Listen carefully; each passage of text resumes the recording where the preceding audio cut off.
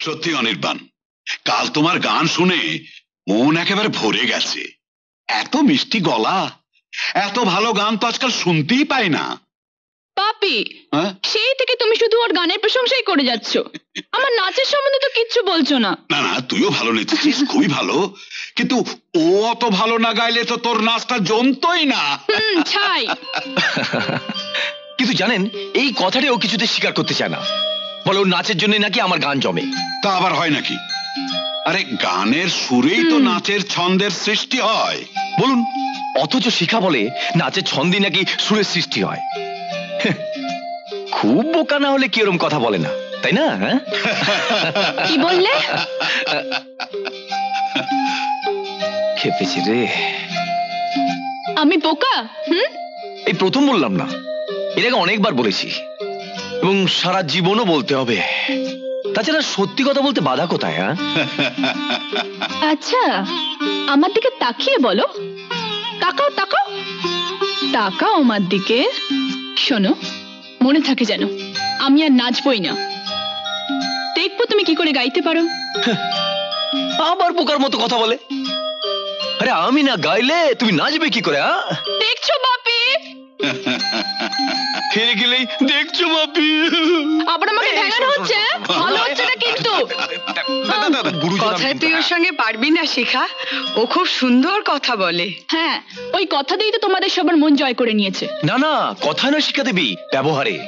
মনে আছে তুমি প্রথম মাসিমাকে বলেছিলে যে অনির্বাণের ব্যবহারটা কি ভালো, তাই না মাসিমা? তারপর বলেছিলে যে কি ভদ্র, নম্র, মার্জিত, ইত্যাদি ইত্যাদি। ছাই বলেছিলাম, ওসব আমি কিচ্ছু বলিনি। ছি, মিথ্যে কথা বলতে নেই খুকি, পাপ হবে। খুব খারাপ হচ্ছে কিন্তু। এই দেখো দেখো, তোমার হাতে কিন্তু ব্যথা করবে। ওরে বাবা, আবার ফিট গেল গো। না না শৈলেন বাবু, আমার ছেলের তো আমি এমনি এমনি বিয়ে দেবো না। মানে আমার তো ওকে মানুষ করতে খরচাপাতি কম হয়নি। এখন বলুন, কি দেবেন তো হবেন না মানে আমি বলছিলাম কি যে তুমি কি বলছো? ঠিকই বলছি, যা বলা উচিত তাই বলছি। তার মানে তুমি যৌতুক চাও? হ্যাঁ চাই, নগদ 1 লাখ টাকা, আর গহনা অন্তত 50 ভরি। তাছাড়া খাট, ড্রেসিং টেবিল, আলমারি এসব তো আছেই। এরপর একটা গাড়ি পেলে বেশ ভালোই হতো, সেকেন্ড হ্যান্ড হলে চলবে। ছি ছি বাবা, তুমি জানো আজকের দিনে যৌতুক নেওয়া কত বড় অন্যায়, কত বড় অপরাধ? ছি ছি ছি ছি, পুলিশ জানলে তোমাকে অ্যারেস্ট করবে। লেকচার দিও না, লেকচার দিও না, আমাকে পুলিশ দেখিও না। ভুলে যাও এককালে আমিও পুলিশ অফিসার ছিলাম। ভাবতেও অবাক লাগে, সেই জন্য দেশের আজকে এই অবস্থা। দেখুন শিখা আমার একমাত্র মেয়ে, যতখানি পারি নিশ্চয়ই দেব, কিন্তু এই নগদটা। দেখুন, 50 ভরি না হোক 30 ভরি গয়না আমার আছে, আরো কয়েক ভরি না হয় ব্যবস্থা করে দেওয়া যাবে। না না না, তা সম্ভব না। তার মানে বেশ বোঝা যাচ্ছে আপনারা আপনাদের মেয়েকে অনির্বাণের সাথে মিশতে দিয়েছিলেন এই উদ্দেশ্যে, যাতে বিনা যৌতুকে বিয়েটা সেরে ফেলবেন, তাই না? বাবা দেখুন, আমি নাচি, ও আমার সঙ্গে গান গায়। উদ্দেশ্য সেটাই ছিল যে আমাদের দুজনের দুজনকে দরকার। তারপর তারপর ভালো লাগার ব্যাপারটা মিশতে মিশতেই হয়ে গিয়েছে। কিন্তু কিন্তু তার জন্যে আপনি আমার বাবা মার গায়ে দয়া করে কাদা ছেটাবেন না। সত্যি আমার বিয়েতে তুমি এভাবে যৌতুক চাইবে তা আমি স্বপ্নেও ভাবতে পারিনি। আমার ভাবতে ঘৃণা করছে যে আমি আমি তোমার ছেলে। এখন কি করবে? ইয়েস, বিয়ে করব শিখাকেই। তোমার অন্যায় আবদারকে নিশ্চয় মেনে নেব না, আর এ বাড়ি তো থাকবো না। না না অনির্বাণ, তা হয় না। তোমার বাবা যখন আপত্তি করছেন তখন না হয়। আরে মশাই, দেখছেন না ও বাবার কথাই শুনছে না, আপনার কথা কি শুনবে? আজকালকার ছেলে পুলে গুরুজনদের মানে না, তো ওকে বিয়ে করতে দিন না, আপনার আমার কি। তা কবে বিয়েটা করবে? তার মানে শুয়োর, উল্লুক, রাস্কেল, সারা জীবন পুলিশে চাকরি করে 1 পয়সা ঘুষ নেয়নি, আজ তোর বিয়েতে যৌতুক নেব, এটা তুই বিশ্বাস করলি? হ্যাঁ বাবা,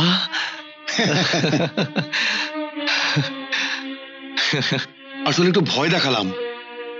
রিটায়ার্ড পুলিশ অফিসার, বুঝলেন মশাই? সারা জীবন লোকজনকে ভয় দেখানোই ছিল কাজ, এখন কাকে ভয় দেখাই? গিন্নি তো আমার বহু বছর আগে আমাকে ছেড়ে চলে গেছেন, তাই আপনাদের উপর এক হাত নিলাম। এবার বিয়ের অবস্থা একটু তাড়াতাড়ি করুন, নইলে আবার কিন্তু ভয় দেখাবো। হ্যাঁ, ভীষণ রাগ করবো। থাক থাক থাক থাক মা, বসো বসো বসো।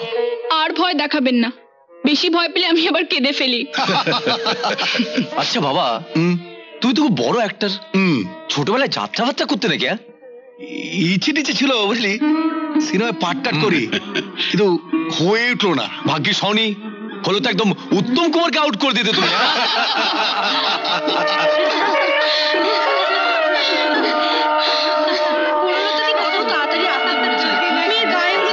তাড়াতাড়ি কর বাবা, তাড়াতাড়ি কর। এ তো দেখছি সন্ধ্যার মধ্যে শেষ হবে না। সূর্যকে বললাম বেশি করে লোক পাঠাতে, সে তো কথাই কানে নেয় না।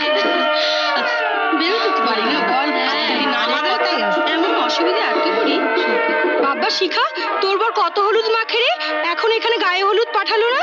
কিন্তু এটা কিরকম নিয়ম বৌদি? আগে বরের গায়ে হলুদ মাখানো হবে, সেই হলুদ এখানে আনা হবে, তারপর আমার গায়ে লাগানো হবে। এটাই নিয়ম মা, গায়ে হলুদ থেকেই বরের ছোঁয়া কনের গায়ে লাগতে শুরু করে। মানে শুরু হয় অনুরাগের ছোঁয়া। বরের বাড়ি থেকে গাড়ি এসে গেছে, গায়ে হলুদের তত্ত্ব এসে গেছে, এসো সব। চল চল চল দেখবি, চল চল চল।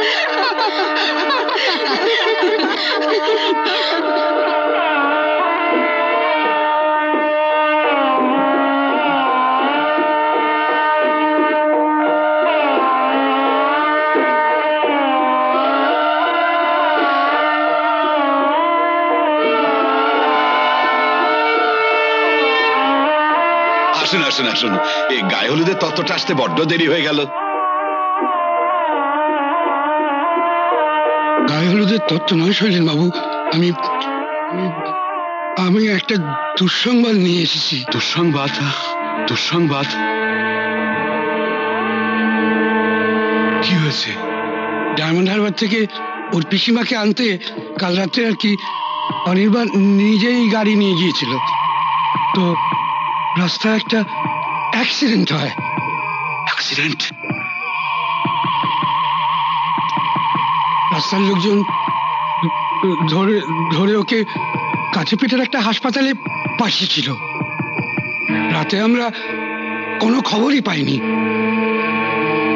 সকালে থানা থেকে জানালো অনির্বাণ অনির্বাণ অনির্বাণ অনির্বাণ মারা গেছে।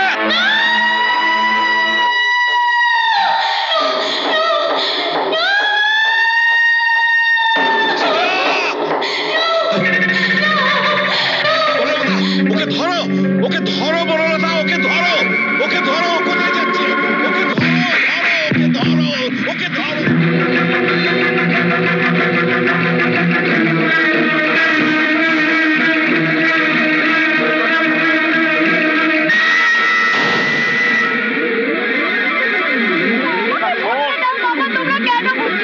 আমাকে মরতে দাও, আমাকে মরতে দাও।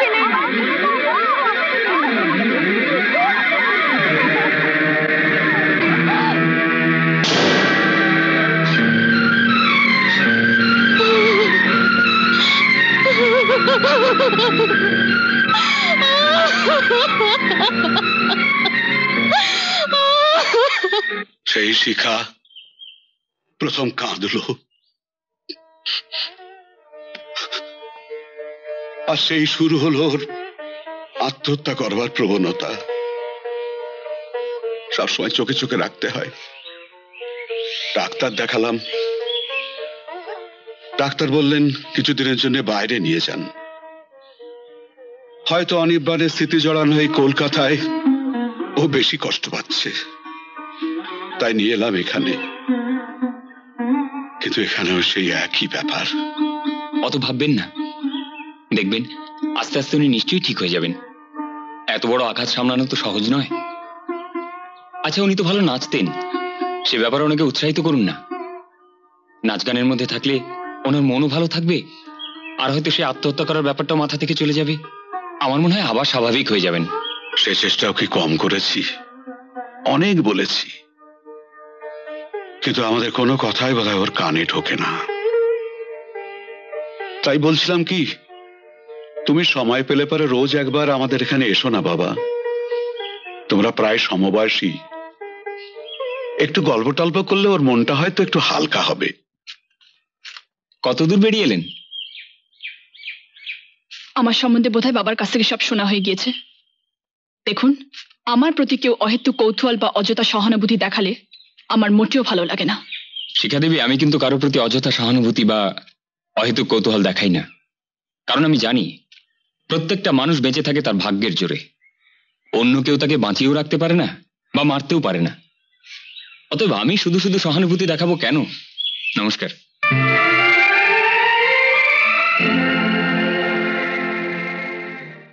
এমন আরো অনেক ভিডিও দেখতে এই চ্যানেলটি সাবস্ক্রাইব করে নিন এবং পাশের বেল আইকনটি প্রেস করে দিন।